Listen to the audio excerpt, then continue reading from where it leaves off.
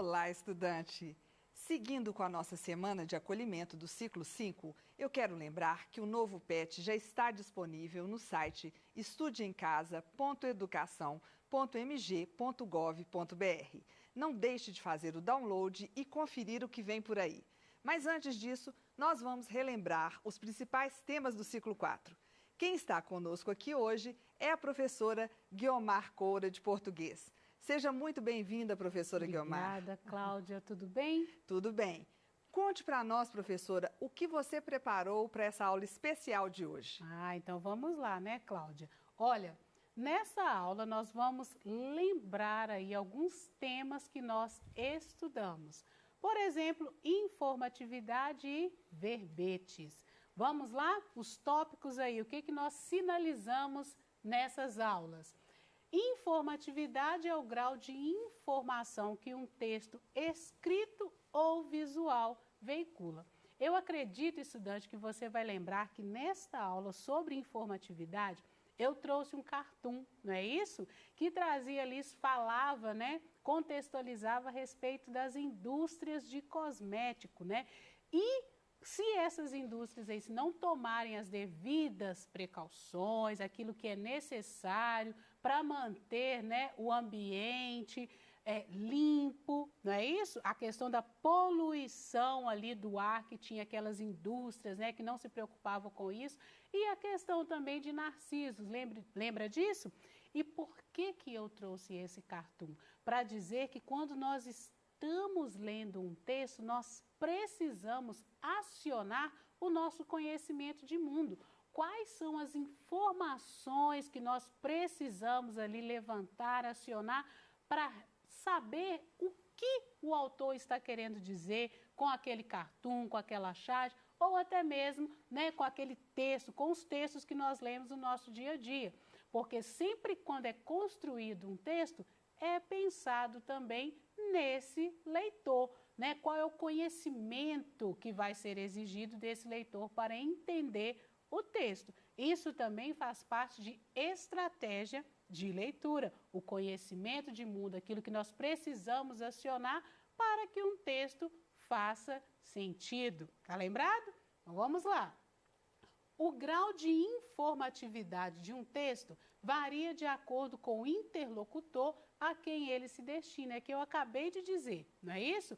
Quando um texto ele é escrito, o autor ele pensa também nesse interlocutor, a quem esse texto é destinado, ok? Graus de informatividade de um texto. Todo texto tem o mesmo grau de informatividade? Não, ele pode variar em alto, médio e baixo. Vamos ver qual que é a diferença? Textos com grau alto de informatividade são os textos científicos, por exemplo, porque são textos que trazem várias informações, muitas novidades, não é isso? Traz lá dados, exemplos, não é isso?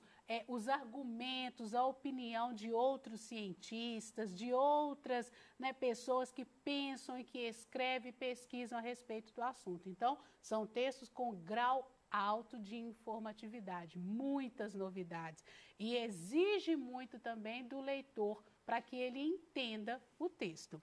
E textos com grau médio de informatividade são a maioria dos textos que circulam na sociedade, porque a informatividade está relacionada também com as novidades do texto. Então, esses textos que circulam na sociedade são textos que precisam atrair a atenção do leitor, não é isso? Precisa atrair a minha atenção, a sua atenção, porque senão esses textos aí não alcançarão o seu objetivo, não serão atraentes, não é isso? Então, a maioria dos textos que circulam na sociedade possuem grau médio de informatividade. Textos com grau baixo de informatividade são aqueles que não despertam a atenção do leitor. Sabe aqueles textos assim que a gente começa a ler e já logo deixa de lado? São esses textos porque não são atrativos, não trazem novidades. Entendido então a diferença? Vamos prosseguir. Falamos também a respeito do senso comum. São informações óbvias, informações que já foram comprovadas. É por isso que nós né, estudante, falamos com vocês, quando vai produzir um texto, pesquisem sobre o assunto, procurem saber mais, justamente por causa disso. Porque se você redige o seu texto só com aquilo que, né, a sociedade, as pessoas já sabem, né, já não é mais novidade para as pessoas, esse texto ele não vai ser atraente, porque já é senso comum, são informações óbvias, as pessoas já sabem disso, não precisam ser comprovadas, ok? Informações principais, nós falamos também sobre isso, são aquelas informações essenciais, são aquelas informações que trazem a ideia central do texto. Entendido? E o que são informações secundárias? São informações complementares que dialogam com as informações principais e com as informações principais, e com a ideia central do texto. Falamos sobre verbetes também, né? Possui caráter informativo, então é um texto informativo destinado a explicar um conceito. O que nós falamos sobre a estrutura do verbete? Ele traz a palavra que nós conhecemos como entrada e depois apresenta lá, né, no corpo do texto o conceito, as acepções daquela palavra. Lembrado? E geralmente os verbetes abordam conceitos bem estabelecidos, é o que nós falamos. Suportes, nós temos os dicionários, enciclopédias, dicionários online, nós já temos hoje, né, disponível na internet aí vários tipos de dicionário. Hiperlinks também pode ser uma forma de verbete, porque quando você clica naquele hiperlink, sabe aquele quando você está lendo o texto, aquela palavra ali, né, que vem sublinhado e destacado? Quando você clica, vai trazer outras informações também. Então, pode ser ali uma ideia de verbete também. Enciclopédias livres, que nós temos também, né? Várias plataformas, vários sites que trazem aí essas enciclopédias que são construídas pela sociedade, ok? Linguagem formal, objetiva, traz terminologias especializadas, principalmente os verbetes de enciclopédia, porque eles são um pouquinho mais extensos, né, do que os verbetes de dicionário, porque eles trazem informações ali históricas, dados científicos, então traz vários conhecimentos ali. Linguagem verbal e não verbal. Como assim, professora? Hoje nós temos também vários dicionários que já trazem imagens para que o leitor ele identifique, faça uma associação ali entre a imagem e o conceito. Entendido? Então vamos lá, pega o PET. Se você ainda não pegou, pega o PET aí, abre lá na semana 1, página 2. Ok? Então vamos lá.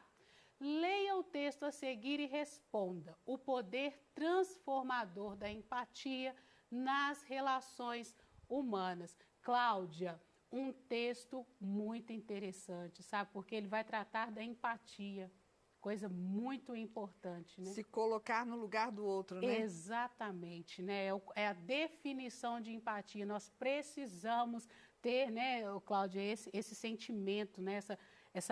Essa estratégia, né? Essa possibilidade, essa sensibilidade, na verdade, né? De se colocar no lugar do outro, principalmente nesses dias que nós estamos vivendo, né? Aquela propaganda, né? A máscara você usa nesses tempos de pandemia para proteger principalmente o outro, proteger você e proteger o outro, não é isso? Então, vamos lá, empatia, e nós precisamos ter essa sensibilidade de se colocar no lugar do outro.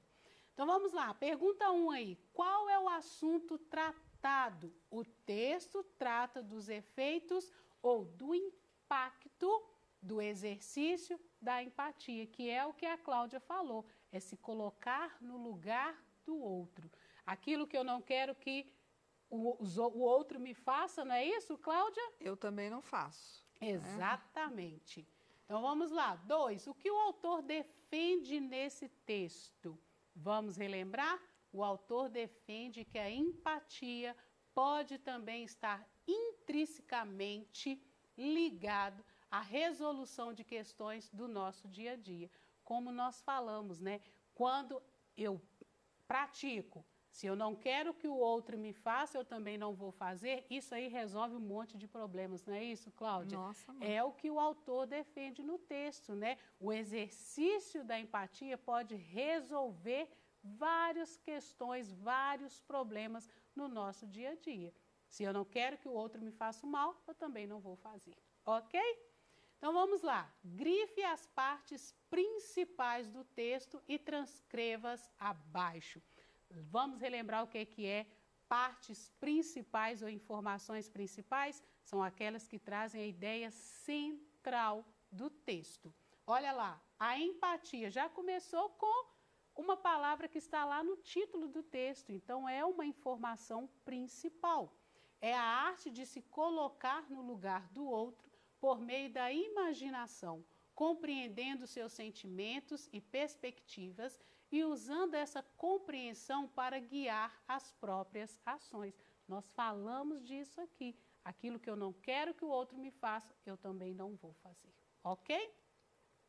A necessidade de desenvolver empatia está no cerne do esforço de encontrarmos soluções para problemas mundiais, como violência étnica, intolerância religiosa, pobreza extrema, fome, abusos dos direitos humanos e aquecimento global. Ou seja, eu não prejudico, não é isso? Eu não prejudico, como eu não quero ser prejudicado, eu também não prejudico e automaticamente é aquela ideia, né, Cláudia, da corrente do bem, não é isso? Sim. Né? A formiguinha, a ideia da formiguinha, né? Vai dando sequência. Vai dando sequência lá. Então vamos lá. O uso de nosso eu empático pode também estar intrinsecamente ligado à resolução de questões do nosso dia a dia, que nós falamos, né? Se colocar no lugar do outro, resolve um monte de questões, porque eu vou sempre fazer o bem porque eu quero que o outro me faça o bem, ok? Então vamos lá. O que o autor quis dizer com a expressão nenhum homem é uma ilha, sendo cada indivíduo um pedaço do continente, uma parte do todo? Eu achei muito interessante essa pergunta, sabe, Cláudia? Porque nos leva a pensar, né? Por quê? Os humanos são seres relacionais. Cláudia, ninguém nasceu para viver sozinho. De jeito nenhum. De jeito nenhum, não é isso? É. Ninguém gosta de ficar sozinho, de viver sozinho. Existem momentos que a gente precisa também, né, Cláudia? Mas a gente depende do outro, né? Depende. Desde quando nascemos, os seres humanos, né, precisam do outro. Exatamente, para desenvolver, para a construção do próprio eu. É o que a Cláudia está falando. Ninguém aprende sozinho, não é isso? Ninguém cresce sozinho. Precisamos do outro e da sociedade. Né? Um estudioso, Bernard Charlot, me lembra muito, né, os estudos que eu li a respeito dele, que ele fala justamente disso, né, que a construção do eu, né, a construção do indivíduo, ela gira em torno do outro, né, da relação que se faz com o outro e com a sociedade. Né? São estudos muito interessantes dele, ok? E isso que nós falamos. Leia o texto a seguir e responda as questões, as redes sociais e a sua influência na nossa autoestima. Cláudio, pelo título aí desse texto, as redes sociais e a sua influência na nossa autoestima. Tema em voga. Exatamente, principalmente nesses tempos, né, Cláudia, que as pessoas têm um pouco mais de tempo para se dedicar a essa prática, né, a esse uso aí das redes sociais, das tecnologias. As pessoas dispensam mais tempo para isso, né, mas precisamos tomar cuidado extremo, porque isso pode nos influenciar de maneira negativa, é o que o texto vai falar. Porque geralmente, né, as pessoas, quando elas postam fotos, colocam vídeos aí nas redes sociais, elas colocam daqueles momentos assim, né, que parece que vive o tempo todo, né, em restaurantes chiques, em lugares ali luxuosos, mas não é bem assim. Não se engane, não é isso, Cláudia? E às vezes também elas esperam curtidas, né? Muitas curtidas. E se não há essas curtidas, aí a pessoa também baixa a autoestima. Exatamente. Então vamos lá. Qual o assunto tratado nesse texto? Nós já falamos aqui, sem ler o texto, nós já lemos, né? Já sabemos, então vamos lá. O texto trata de como a interação com as redes sociais pode influenciar na percepção que cada pessoa tem de si mesma. Porque se eu vejo o outro só postando, né, coisas aí luxuosas, né, pomposas, isso pode atingir aí a minha autoestima, porque eu penso, né, se a pessoa está assim, às vezes eu não estou vivendo aquele momento muito interessante, muito legal, principalmente nesses dias, né, mas não se engane. Eu li um outro texto também muito interessante que trata dessas questões, que se a pessoa posta, ela já espera também ser vista. É aquilo que a Cláudia falou, né? A questão ela já posta para que o outro venha curtir ou compartilhar, não é? Então vamos lá. Transcreva abaixo as palavras-chave do texto. São as palavras que resumem a ideia do texto. Redes sociais? Sim, o texto fala disso. Autoestima? Exatamente. Fatores externos? Sim. E insegurança, porque aquilo que as outras pessoas postam, né, as fotos, podem influenciar a pessoa que está vendo. Então, gera aí uma certa insegurança. Questão 3. Classifique os trechos abaixo em informações principais e informações secundárias. Nós já falamos sobre elas aqui e, inclusive, já trouxemos também, né, essa questão aqui em uma das nossas aulas. Facebook, Twitter, Instagram e outras redes são ferramentas interessantes, é uma informação secundária, porque dialoga, complementa a ideia central. 1 em cada 3 usuários do Facebook se sente menos satisfeito, é uma informação principal, porque aí está ligado à ideia central que é autoestima. Isso acontece porque nossa autoestima pode ser facilmente afetada, tudo a ver com o tema, então informação principal. Apenas 7% da comunicação depende das palavras, massivo 58% dos significados de uma comunicação. Informação secundária também, porque não traz ali necessariamente a ideia principal, né? Só complementa a informação. Aqui nós trouxemos um infográfico, que nós também, né? Muito interessante, um texto aí que facilita a nossa compreensão no dia a dia. Qual a relevância desse tipo de texto para a sociedade? Nós já falamos, facilita a compreensão de informações, porque eu leio o infográfico, as imagens, tudo que tem aqui facilita a compreensão, ok? As setas, a forma, poucos textos aqui, né? Informações objetivas, sucintas, facilita a compreensão. Ok? Na semana 2, leia o texto abaixo com atenção e responda as questões. Maneira de amar, um texto muito interessante também, que traz a relação ali do homem, do jardineiro, com as plantas. Muito interessante e as pessoas, né, falam que isso realmente tem a ver, viu, Cláudia? O tratamento com as plantas, o carinho, conversar com elas. Você gosta de planta, Cláudia? Amo. Ama? Conversa com elas? Muito, e elas ficam lindas. Então isso aqui tá tudo a ver com o nosso texto aqui, tá? Então, vá lá, observe os trechos e grife as expressões que marcam passagem de tempo. Vão lá? Passava manhãs. Dá ideia de tempo? Sim. Depois de assinar a carteira de trabalho, dá ideia de tempo? Sim. Depois que o jardineiro saiu, também dá a ideia de tempo. Para contar estrelas, um texto também lindo, né? Que fala da relação do filho com o pai e com a avó. Muito lindo esse texto. Vai lá no PET lá, olha lá, relembra. Vamos lá. Qual conflito gerou o enredo? Conflito é aquilo que mexe ali com a história, né? Aquilo que precisa ser resolvido no texto. A pergunta feita por Lelê ao pai. Como contar as estrelas do céu. Esse é o conflito, é esse que precisa de ser resolvido. Ok, o clímax, nós temos aqui as nossas respostas e eu espero que esta aula de hoje tenha ajudado aí na resolução de algumas questões. Muito obrigada.